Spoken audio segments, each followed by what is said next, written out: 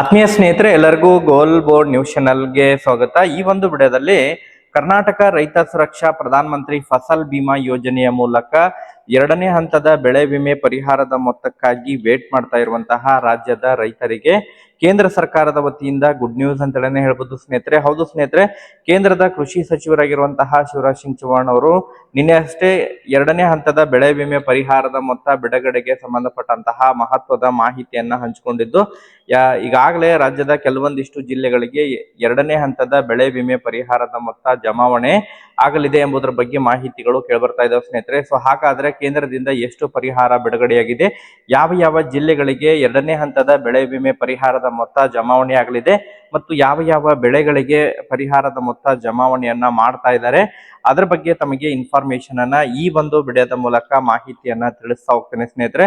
ಅದರ ಜೊತೆಗೆ ಎರಡನೇದಾಗಿ ಬಹಳ ಪ್ರಮುಖವಾಗಿ ಹವಾಮಾನ ಆಧಾರಿತ ಬೆಳೆ ವಿಮೆಗೆ ಯಾರೆಲ್ಲ ಪ್ರಸಕ್ತ ಹಿಂಗಾರು ಹಂಗಾಮಿನಲ್ಲಿ ಯಾರೆಲ್ಲ ನೋಂದಣಿಯನ್ನ ಮಾಡ್ಕೊಂಡಿದ್ದಾರೆ, ಸೊ ಅಂತಹ ಒಂದು ರೈತರಿಗೆ ಭರ್ಜರಿ ಗುಡ್ ನ್ಯೂಸ್ ಅಂತ ಹೇಳ್ಬೋದು ಸ್ನೇಹಿತರೆ. ಹಿಂಗಾರು ಹಂಗಾಮಿನ ಹವಾಮಾನ ಆಧಾರಿತ ಬೆಳೆ ವಿಮೆ ಪರಿಹಾರದ ಮೊತ್ತ ಜಮಾ ಆಗ್ತಾ ಇರೋ ಬಗ್ಗೆ ಕೂಡ ಈಗಾಗಲೇ ಮಾಹಿತಿಗಳು ಲಭ್ಯವಾಗ್ತಾ ಇದ್ದು, ಅದರ ಬಗ್ಗೆ ಇನ್ಫಾರ್ಮೇಶನ್ ಅನ್ನ ಈ ಒಂದು ವಿಡಿಯೋದ ಮೂಲಕ ಮಾಹಿತಿಯನ್ನ ತಿಳಿಸ್ತಾ ಹೋಗ್ತೀನಿ ಸ್ನೇಹಿತರೆ. ವಿಡಿಯೋ ಕೂಡ ತಮಗೆ ಸಹಾಯ ಆಗಲಿದೆ. ಸೊ ಆ ಕಾರಣಕ್ಕಾಗಿ ಪ್ರತಿಯೊಬ್ರು ಕೂಡ ತಾವು ಚಾನೆಲ್ ಅನ್ನ ಸಬ್ಸ್ಕ್ರೈಬ್ ಮಾಡ್ಕೊಂಡೆ ವಿಡಿಯೋನ ವೀಕ್ಷಣೆ ಮಾಡಿ. ಹಾಗಾದ್ರೆ ಬನ್ನಿ ಸ್ನೇಹಿತರೆ, ತಡ ಮಾಡದೆ ಈ ಒಂದು ವಿಡಿಯೋನ ಪ್ರಾರಂಭಿಸೋಣ. ಹೌದು ಸ್ನೇಹಿತರೆ, ಈಗಾಗಲೇ ಹಿಂಗಾರು ಹಂಗಾಮಿನಲ್ಲಿ ಯಾರೆಲ್ಲ ಬೆಳೆ ವಿಮೆಯನ್ನ ಮಾಡಿಸಿದರೆ ಅಂತಹ ಒಂದು ರೈತರಿಗೆ ಕೇಂದ್ರ ಸರ್ಕಾರದ ವತಿಯಿಂದ ಎರಡನೇ ಹಂತದಲ್ಲಿ ಬೆಳೆ ವಿಮೆ ಪರಿಹಾರದ ಮೊತ್ತವನ್ನ ರಿಲೀಸ್ ಮಾಡ್ಲಿಕ್ಕೆ ಈಗಾಗಲೇ ನಿರ್ಧಾರ ಮಾಡಿದ್ದು, ಅದಕ್ಕೆ ಸಂಬಂಧಪಟ್ಟಂತೆ ದೇಶಾದ್ಯಂತ ಕೇಂದ್ರದ ಕೃಷಿ ಸಚಿವರಾಗಿರುವಂತಹ ಶಿವರಾಜ್ ಸಿಂಗ್ ಚೌಹಾಣ್ ಅವರು ಮಾಹಿತಿಯನ್ನ ಹಂಚಿಕೊಂಡಿದ್ದಾರೆ ಸ್ನೇಹಿತರೆ. ಈಗಾಗಲೇ ಮೊದಲನೇ ಹಂತದಲ್ಲಿ ಬೆಳೆ ವಿಮೆ ಪರಿಹಾರದ ಮೊತ್ತ ರಿಲೀಸ್ ಆಗಿತ್ತು. ತದನಂತರ ಎರಡನೇ ಹಂತದಲ್ಲಿ ಯಾರೆಲ್ಲ ಹವಾಮಾನ ಆಧಾರಿತ ಹಾಗೂ ಅದರ ಜೊತೆಗೆ ಹಿಂಗಾರು ಹಂಗಾಮಿನಲ್ಲಿ ಯಾರೆಲ್ಲ ಬೆಳೆ ವಿಮೆಗೆ ನೋಂದಣಿಯನ್ನ ಮಾಡಿಸ್ಕೊಂಡಿದ್ದಾರೆ ಅಂತಹ ಒಂದು ರೈತರ ಖಾತೆಗಳಿಗೆ ಬೆಳೆ ವಿಮೆ ಪರಿಹಾರದ ಮೊತ್ತ, ಹಿಂಗಾರು ಹಂಗಾಮಿನ ಬೆಳೆ ವಿಮೆ ಪರಿಹಾರದ ಮೊತ್ತವನ್ನ ರಿಲೀಸ್ ಮಾಡಲಿದ್ದಾರೆ ಎಂಬುದರ ಬಗ್ಗೆ ಮಾಹಿತಿಗಳು ಕೇಳಿಬರ್ತಾ ಇದಾವೆ ಸ್ನೇಹಿತರೆ.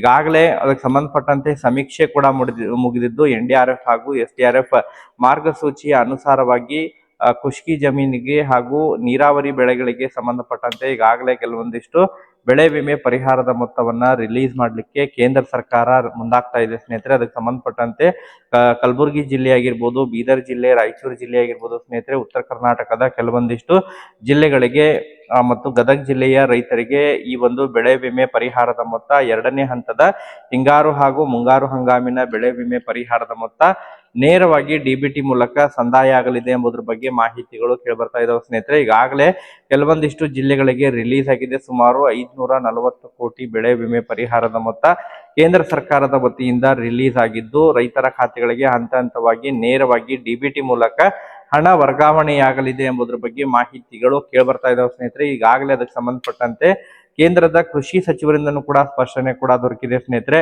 ಅದರ ಜೊತೆಗೆ ಬಹಳ ಪ್ರಮುಖವಾಗಿ ಈಗಾಗಲೇ ಹವಾಮಾನ ಆಧಾರಿತ ಬೆಳೆ ವಿಮೆಗೆ ನೋಂದಣಿಯನ್ನ ಮಾಡಿಕೊಂಡಿರುವಂತಹ ರೈತರಿಗೂ ಕೂಡ ಇನ್ನೂ ಕೂಡ ಬೆಳೆ ವಿಮೆ ಪರಿಹಾರದ ಮೊತ್ತ ಜಮಾ ಆಗಿಲ್ಲ ಅಂತ ಹೇಳಿ ಕಮೆಂಟ್ ಅನ್ನ ಮಾಡ್ತಾ ಇರುವಂತಹ ರೈತರಿಗೆ ಗುಡ್ ನ್ಯೂಸ್ ಅಂತ ಹೇಳ್ಬೋದು ಸ್ನೇಹಿತರೆ. ಅಡಿಕೆ ಆಗಿರ್ಬೋದು, ಕಾಳುಮೆಣಸು ಆಗಿರ್ಬೋದು, ಮಾವು ಬೆಳೆಗಾರರಿಗೆ ಈಗ ಪ್ರೋತ್ಸಾಹ ಧನದ ಜೊತೆಗೆ ಹವಾಮಾನ ಆಧಾರಿತ ಬೆಳೆ ವಿಮೆ ಪರಿಹಾರದ ಮೊತ್ತವನ್ನ ರಿಲೀಸ್ ಮಾಡ್ತಾ ಇದ್ದಾರೆ ಸ್ನೇಹಿತರೆ. ನೇರವಾಗಿ DBT ಮೂಲಕ ಆಯಾ ಒಂದು ವಿಮಾ ಕಂಪನಿಗಳ ಮೂಲಕ ಹಣ ವರ್ಗಾವಣೆ ಆಗ್ತಾ ಇದೆ ಸ್ನೇಹಿತರೆ. ಚಿಕ್ಕಮಗಳೂರು ಜಿಲ್ಲೆ ಆಗಿರ್ಬೋದು, ಅದ್ರ ಜೊತೆಗೆ ಮಂಡ್ಯ ಜಿಲ್ಲೆ ಆಗಿರ್ಬೋದು, ಶಿರ್ಸಿ ಆಗಿರ್ಬೋದು ಸ್ನೇಹಿತರೆ, ಮತ್ತೆ ಈ ಒಂದು ದಕ್ಷಿಣ ಕನ್ನಡ ಜಿಲ್ಲೆ, ಕೊಡಗು ಜಿಲ್ಲೆಯ ಫಲಾನುಭವಿಗಳಿಗೆ ಬೆಳೆ ವಿಮೆ ಹವಾಮಾನ ಆಧಾರಿತ ಬೆಳೆ ವಿಮೆ ಪರಿಹಾರದ ಮೊತ್ತವನ್ನ ರಿಲೀಸ್ ಮಾಡ್ತಾ ಇದ್ದು, ರೈತರ ಖಾತೆಗಳಿಗೆ ಹಣ ವರ್ಗಾವಣೆ ಆಗ್ತಾ ಇದೆ ಎಂಬುದರ ಬಗ್ಗೆ ಮಾಹಿತಿಗಳು ಕೇಳ್ಬರ್ತಾ ಇದ್ದಾವೆ ಸ್ನೇಹಿತರೆ. ಸೊ ಒಟ್ಟಾರೆಯಾಗಿ ಯಾರಿಗೆಲ್ಲ ಬೆಳೆ ವಿಮೆ ಪರಿಹಾರದ ಮೊತ್ತ ಎರಡನೇ ಹಂತದಲ್ಲಿ ಜಮಾವಣೆ ಆಗಲಿದೆ, ಪ್ರತಿಯೊಬ್ರು ಕೂಡ ತಾವು ಹಣ ಜಮಾ ಆಯ್ತು ಅಂತ ಹೇಳಿದ್ರೆ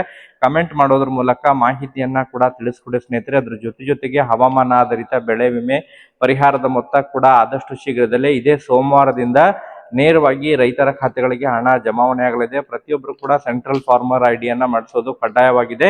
ಸೆಂಟ್ರಲ್ ಫಾರ್ಮರ್ ಐಡಿಯನ್ನ ಮಾಡಿಸಿರುವಂತಹ ಎಲ್ಲ ರೈತರ ಖಾತೆಗಳಿಗೆ ಯಾರೆಲ್ಲ ನೋಂದಣಿಯನ್ನ ಮಾಡ್ಕೊಂಡಿದ್ರಿ, ಕರ್ನಾಟಕ ರೈತ ಸುರಕ್ಷಾ ಯೋಜನೆ ಮೂಲಕ ಯಾರೆಲ್ಲ ನೋಂದಣಿಯನ್ನ ಮಾಡ್ಕೊಂಡಿದ್ರೆ, ಬೆಳೆ ವಿಮೆಯನ್ನ ಕಟ್ಟಿದ್ರಿ, ಅಂತಹ ಒಂದು ರೈತರಿಗೆ ಹಣ ವರ್ಗಾವಣೆ ಆಗಲಿದೆ ಸ್ನೇಹಿತರೆ. ಸೊ ವೇಟ್ ಮಾಡಿ, ಮತ್ತೆ ಇದಕ್ಕೆ ಸಂಬಂಧಪಟ್ಟಂತೆ ಅಪ್ಡೇಟ್ಗಳು ಲಭ್ಯವಾದರೆ ತಮಗೆ ಅದರ ಬಗ್ಗೆ ಇನ್ಫಾರ್ಮೇಶನ್ ಕೂಡ ತಿಳಿಸ್ಕೊಡ್ತೀನಿ. ಈ ಒಂದು ವಿಡಿಯೋದಲ್ಲಿ ಇಷ್ಟೇ ಇನ್ಫಾರ್ಮೇಶನ್ ಇರೋದು. Thank you for watching this video.